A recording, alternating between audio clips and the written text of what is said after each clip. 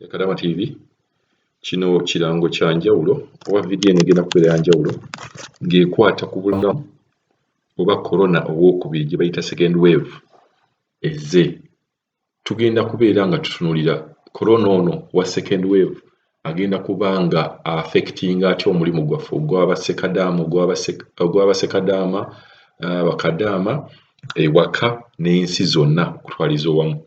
Corona ono bagambye nti atandikidde Bungereza ng'era ali ku sipiidi y'amaanyi. Sipiidi gy'aliko temanyi na corona ono abaddewo. Corona second wave ayitiridde nga bagamba nti mu lunaku lumu mu Bungereza baalikodinzeeyo abantu abalwadde 1,000 n'okugenda waggulu. Kino tugenda kitunuulira mu ntunuulira nnyingi nnyo oba mu ntunuulira nga 2. Ekisookera ddala corona ono nga bwe bamugamba nga bw'atandise. Kati bagamba cases ziri mu Bungereza ne South Africa. Kati kiri nti corona ono ye spread yaayo egenda kubeera y'amaanyi. Engeri gy'etandikidde mu Africa n'ekutandikira no mu Europe kati egenda kuba ng'ekuba ng'egenda buli wamu. Njagala tusooka tuwulirize voice note eno tugiwulire ekwata ku corona ono gwe bagamba omukambwe, then tugende nga tutemaatema naye nga mujjukire nti omulimu gw'Abakadaama Sekadaama gugenda kweyongera okubeera nga guli affected. Kampani zigenda kubeera nga zirekeraawo okubeera nga zireeta abantu n'ensi zennyini zigenda kubeera nga zirekeraawo okubeera nga ziyingiza abantu. Kitegeeza nti Uganda tetujja kuddamu kugenda ate ne Buwarabu tugenda kubeera nga tuddamu kugenda. Bw'oba olina omulimu w'oli ng'omulimu ogwo gukyali mulungi kuba tutera okuleeta wano Bakadaama ng'agamba abadde akyagala kugendako Uganda, just kugendako Uganda akomewo omulimu gwa akyagwagala totawaana. Bw'oba omulimu gw'obadde okyagwagala nga gukyakuwa ssente sigala ku mulimu gwo. Ebintu bigenda kukaluba, ebintu gye bijja tulabayo okukaluba ate okukaluba okw'amaanyi. Togezaako kugamba nti nzija Uganda njagala kubalabako naye bwenkola banjagala nnyo. Tojja. Nzira Uganda simanyi ngenda kuba kalulu. Tojja. We tugenda wazibu. Corona second wave wazibu nga bw'okiwulira tu expectinga ne lockdowns ezigenda okubeera nga weeziri. Katuwulize voice note eno tusooka ate tweyongere okubeera nga temaatemamu ebintu nga bwe tubiraba na kigenda tu affectinga tutya. Kuliko Budaaki, Bubirigi, Italy ne tundutundu lya Ireland nga Bubirigi yeetuse n'okuwera eggaali y'omuka yonna eva e Bungereza. Amawanga amalala okuli Bugirimaani ne Bufalansa nago kitegeezeddwa nti gatuula bufoofofo okuyisa ekiragiro ekikugira abantu abava e Bungereza olwa n'abeeyagudde e Bungereza. Bungereza ekankanyiza ensi yonna olwaleero. Amawulire be gafulumye nti bazuddeyo ekika ekirala ekya coronavirus ng'akawuka kano emisinde gye kasaasaanirako gya kizungirizi kasinga akabaddewo ebitundu 7 ku buli 100. Akawuka kano tekinnakakasibwa oba nga kasobola okugemebwa nga bakozesa eddagala eryakavumbulwa era n'ensita yaako tennategeerekeka. Bungereza eri ku kigezo ky'otulabanga olunaku lw'eggulo Ssaabaminisita w'eggwanga eryo Boris Johnson yatuse n'okulangirira nti ssekukulu ya luno bannansi bagifuwe mu ng'ombe. Ebiragiro ebibadde bitandise okukakkanyizibwamu byonna bizeewo bulambalamba olw'ekirwadde ekiwalisa amatanga. Olwaleero lwokka Bungereza esudde abalwadde abapya 1,013 ekibadde kyaludde okubaawo. Bannaffe ak'essaawa eno kangamalirize mufunze. Ekika ekipya eky'akawuka akakambwe aka coronavirus akasaasaanya obulwadde bwa COVID-19 ekizuuliddwa mu nsi ya Bungereza ne South Africa kiraliikiriza bannassaayansi ba kuno era kaakano batandise okutakula emitwe okuzuula ebikwata ku kawuka kano n'engeri y'okutaasa ab'omulamu bwa bannayuganda. Muwulidde second wave eyo ya corona COVID-19 omupya aliwo bwe tubadde twogerako. Ebintu bino njagala osooke otunuulire kiki ekyaliwo mu corona eyasooka. Corona eyasooka company zaggalawo oba offices zaggalawo, embassies ne ziggalawo, ne batuuka okugamba okugenda okuddayo e Uganda olina kumala ku registeringa. Embassy zonna ne zibeera nga nazo abaana zibasibira wabweru olw'okutya obulwadde bwa corona nti muvudde wabweru temugenda kubeera nga mixinga n'abantu ababadde already mu facilities za embassy. Kakati kino ekintu nga bwe wakiraba nti kyali kizibu luli ate kigenda kubeera nga kiri times 2.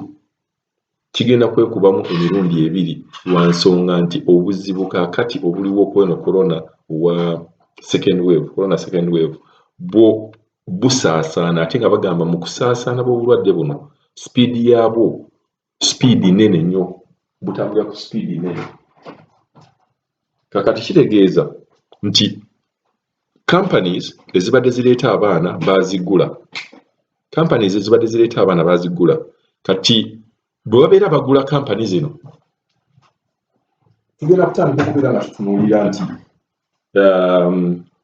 gavumenti yennyini egenda kuvaayo eyimirize ekintu kino olw'obulwadde buno kasita bweyongera. Ebintu bino bwe twogera nti ebintu bino kasita bibeera nga byeyongedde, company zigenda kuddamu ziggalewo.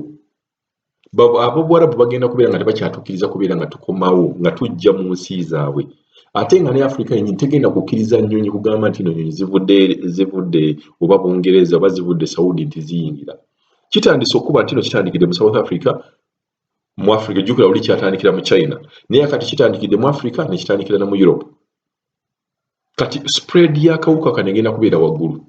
Awo wenzirira ku bantu b'emputtu, bane korona gyali waliwo abantu b'emputtu. Kati ogenda n'obeera ku mukolo Uganda n'olabanga mu bantu 100 omuntu omu yataddeko masiki, abantu 80 bazitadde ku mimwa, ennyindo ne bagireka.